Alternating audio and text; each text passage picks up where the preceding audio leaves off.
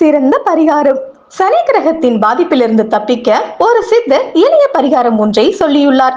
அந்த பரிகாரம் என்னவென்று பார்க்கலாம். பச்சரிசியை ஒரு கையில் அள்ளி அதை நன்கு பொடி செய்து சூரிய நமஸ்காரம் செய்துவிட்டு விநாயகரை வணங்க வேண்டும். பிறகு விநாயகரை 3 சுற்று சுற்ற வேண்டும். அப்போது கையில் உள்ள அரிசியை போட வேண்டும். அதை எறும்புகள் தூக்கி செல்லும். அப்படி தூக்கி சென்றால் நமது பாவங்களில் பெரும்பாலானவை நம்மை விட்டு போய்விடும். வன்னி மரத்தடி விநாயகர் கோவில் என்றால் அது இன்னும் விசேஷம். சனிக்கிழமைகளில் இதை செய்ய வேண்டும். பச்சரிசி மாவை எறும்புகள் தமது மழைக்காலத்துக்காக சேமித்து வைத்துக் கொள்ளும். 2½ ஆண்டுகளுக்கு எறும்புக்கு அந்த உணவு மட்டுமே போதுமானது. இதை 30 முக்கோடி தேவர்கள் பார்த்து கொண்டிருப்பார்கள். 2½ ஆண்டுக்கு ஒரு முறை கிரக நிலை மாறும். அப்போது பரிகாரம் வலுவிழந்து விடும். எனவே நாம் அடிக்கடி பச்சரிசி மாவை எறும்புக்கு உணவாக போட வேண்டும்.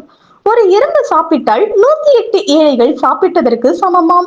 இதன் மூலம் இந்த பரிகாரத்தின் மகத்துவத்தை உணர்ந்து கொள்ளலாம். இந்த பரிகாரத்தை அடிக்கடி செய்தால் சனி பகவான் தொல்லையில் இருந்தும் தப்பிக்கலாம்.